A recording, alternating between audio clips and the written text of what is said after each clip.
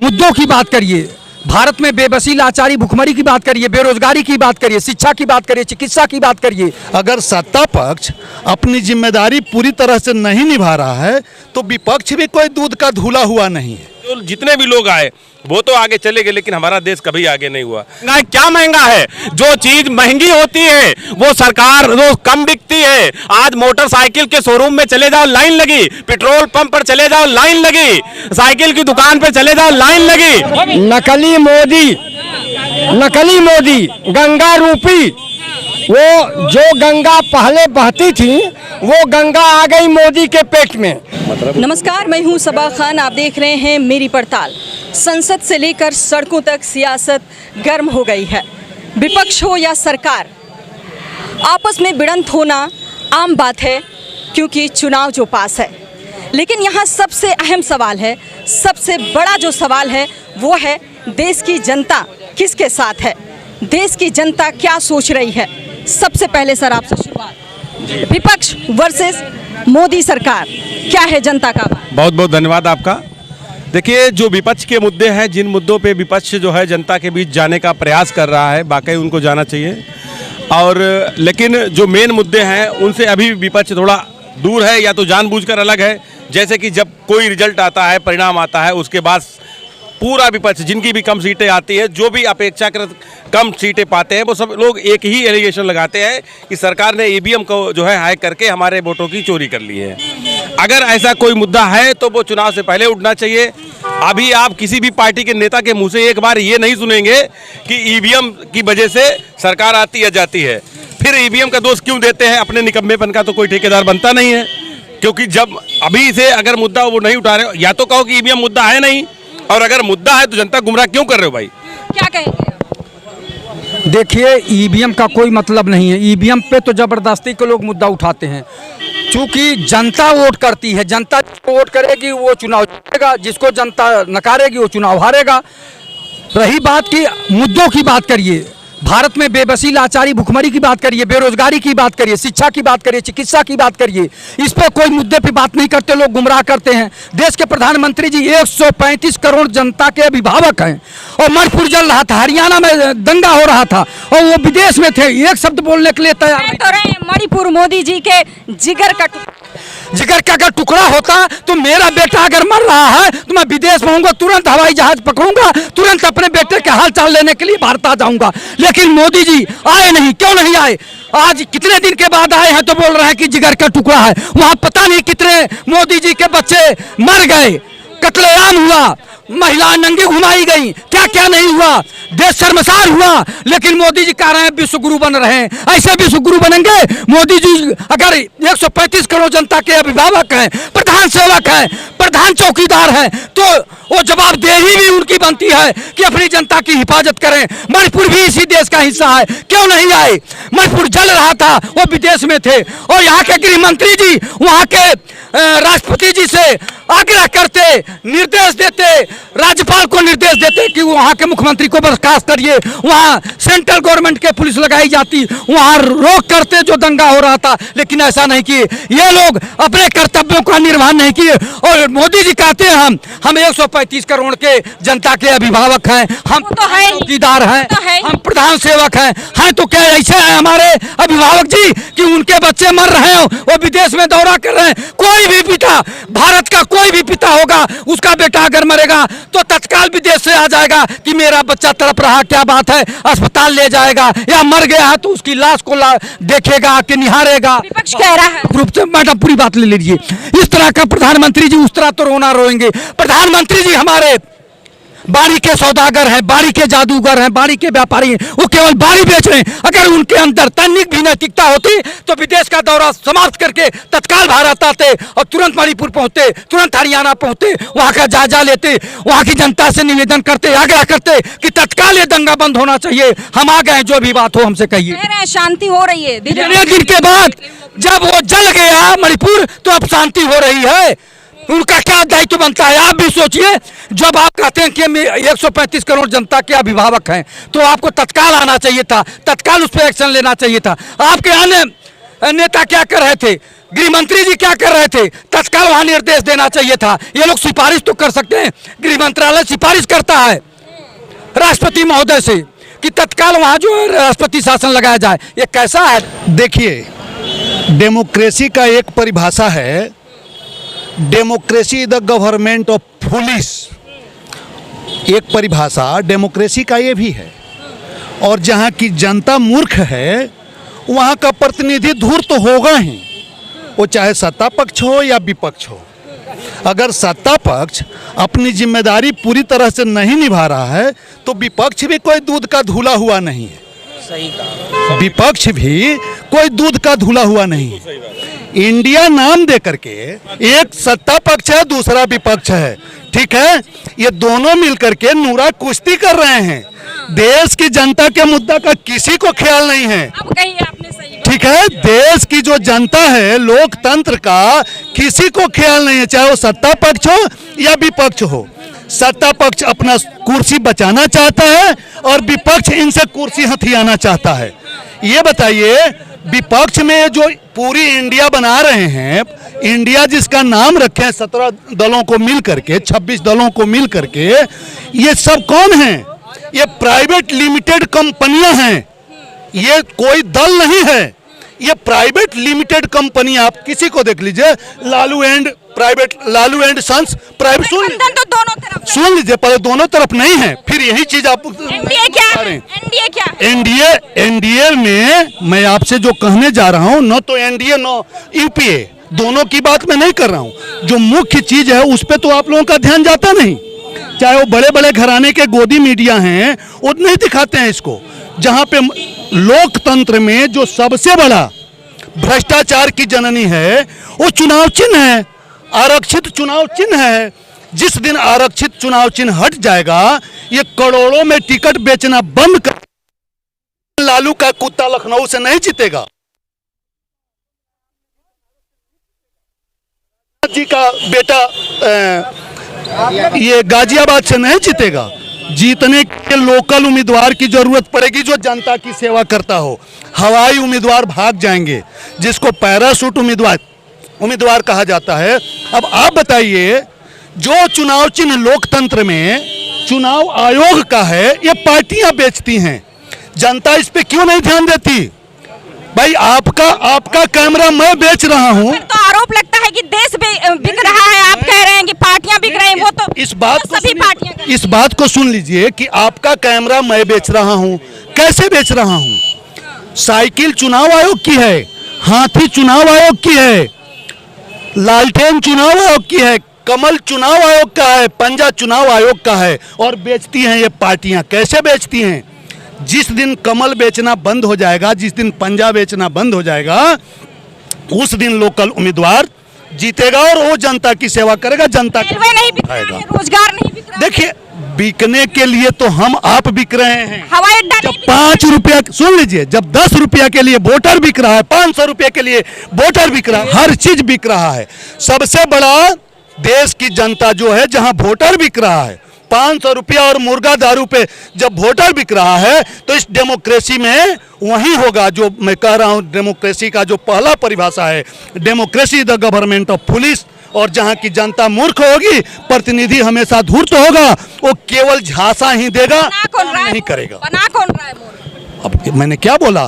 प्रतिनिधि धूर्त ही होगा, वो लालू राजनारायण जैसे ही होगा, वो केवल छलावा ही करेगा, वो हकीकत पे नहीं आएगा। कहने का मतलब यह है कि जनता जो है, जनता ही मूर्ख है, और इसीलिए जो जितने भी नेता हैं वो सब धूर्त हैं, इनका ये कहना है स्पष्टली।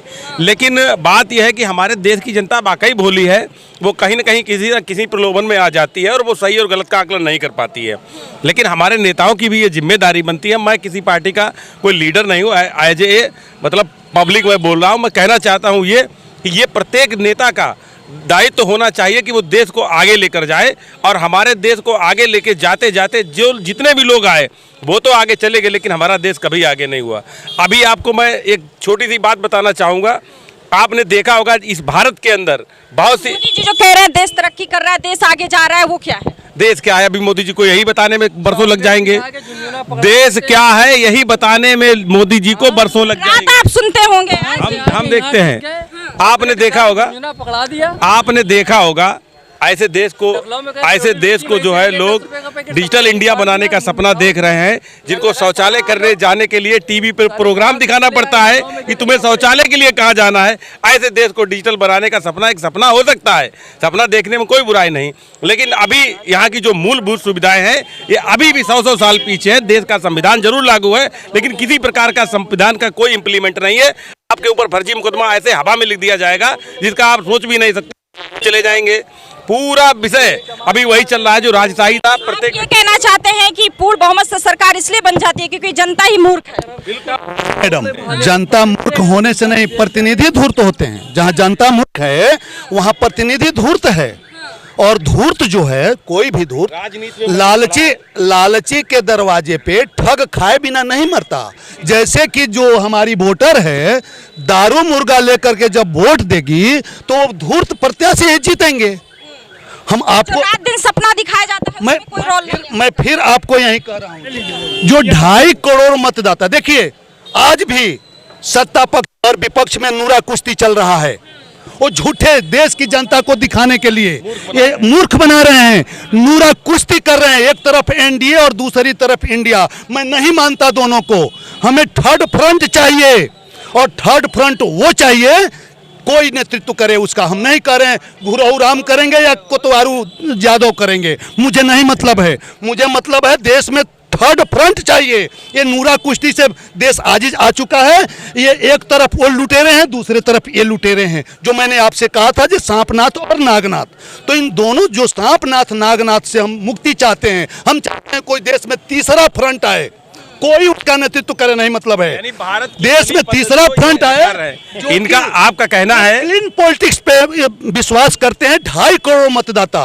वो क्लीन पॉलिटिक्स चाहते हैं, जो नोटा को वोट देते हैं। हमें उनकी आवाज भी चाहिए थर्ड फ्रंट में, कि जो नोटा को वोट देते हैं उनकी आवाज, उनका प्रतिनिधि कौन है, मैं ये जानना चाहता हूं। तो जो आरोप लगाता है कि लोकतंत्र खतरे में है, आज भी उसका नारा था संसद के बाहर। ये विपक्ष वाले तभी सफल नहीं हो रहे क्योंकि इनकी किसी भी पार्टी के अंदर कोई लोकतंत्र नहीं है। मैं फिर एक बात कहना चाहूंगा कि भले ही भारतीय जनता पार्टी चाहे जितनी बुरी हो, लेकिन उनकी पार्टी के अंदर पूरी तरह से लोकतंत्र है।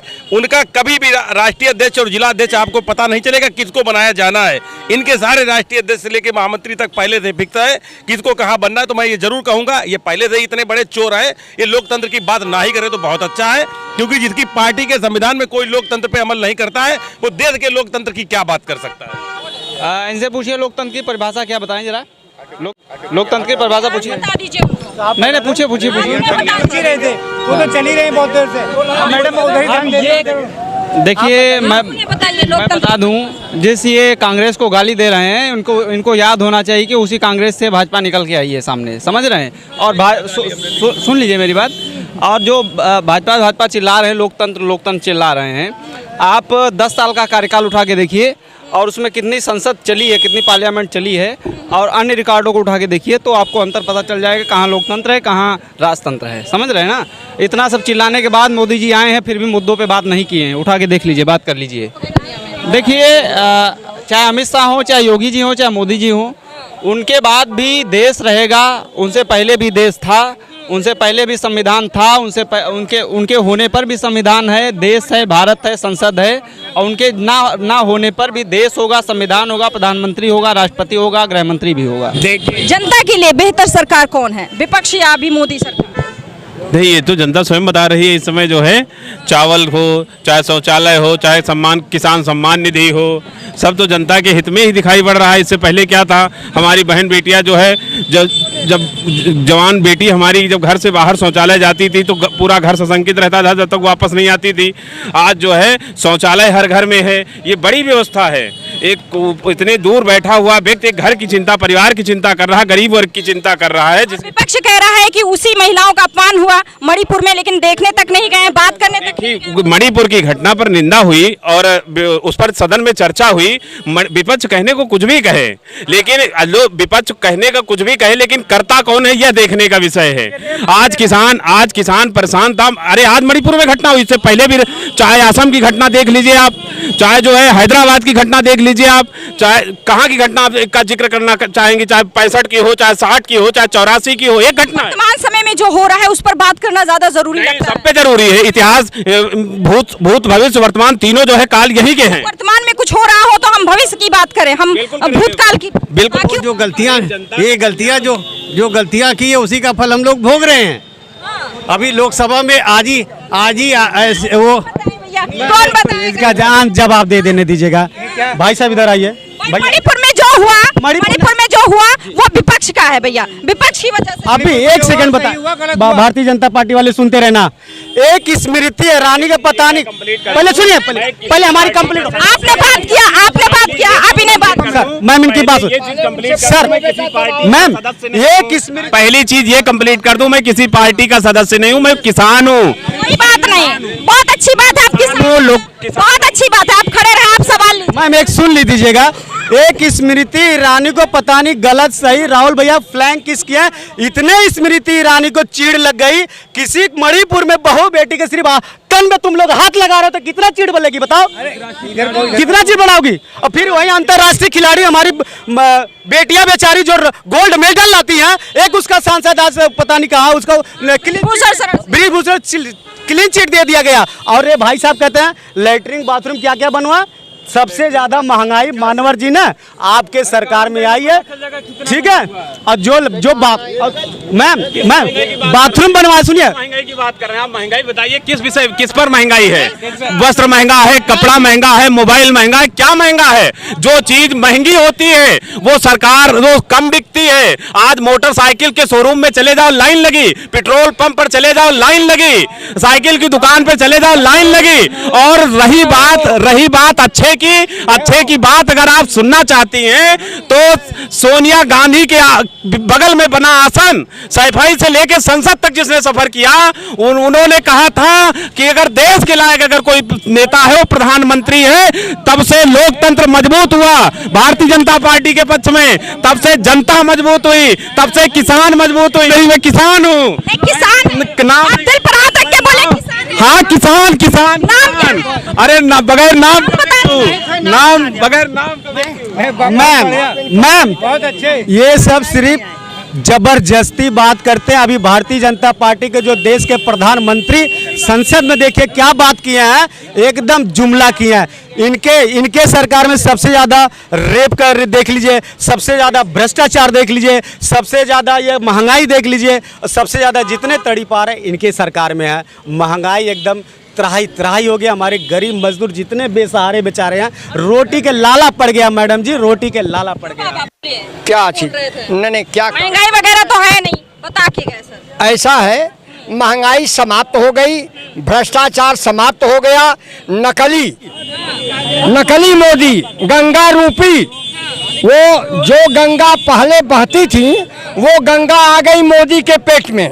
उसमें जो भी जाएगा, चाहे भ्रष्टाचार हो, चाहे अत्याचार हो, चाहे देश का विनाश हो, सब माफ हो जाएगा। रही बात शिक्षा की, अब ये क्या लाएंगे शिक्षा में? सिंघल को लाएंगे या आडवाणी को लाएंगे या अपने परम पूज्य 1950 में देश स्वतंत्र होने के बाद ये लोग पैदा हुए। गोडसे को पढ़ाया जाएगा शिक्षा में, इतिहास में पढ़ाया।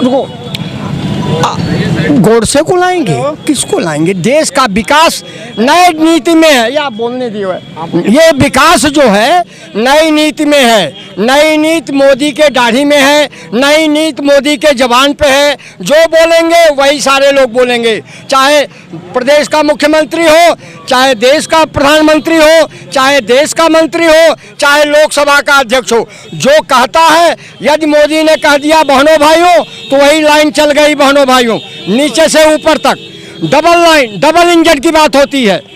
अब आप हमको बताइए, किस बीजेपी का तो यहाँ कोई है नहीं, या हो तो मैं पूछना चाहूँगा डबल इंजन कहते किसे हैं? जब प्रदेश में कुल 7 प्रदेशों में इनकी सरकार है, इनकी सरकार 7 प्रदेशों में है, और योगी भी बीजेपी के हैं और मोदी जी भी बीजेपी के हैं, तो डबल इंजन कहाँ आया? कैसा इंजन आया? हर जगह देख रहे हैं विकास हो रहा है। यदि अयोध्या में तो चला जा रहा है, कह रहे हैं विपक्ष की भी तो कोई योजना नहीं है, कोई तैयारी नहीं है। अच्छा बेटा, सुनो बता दूं, इन लोगों की क्या योजना देखें।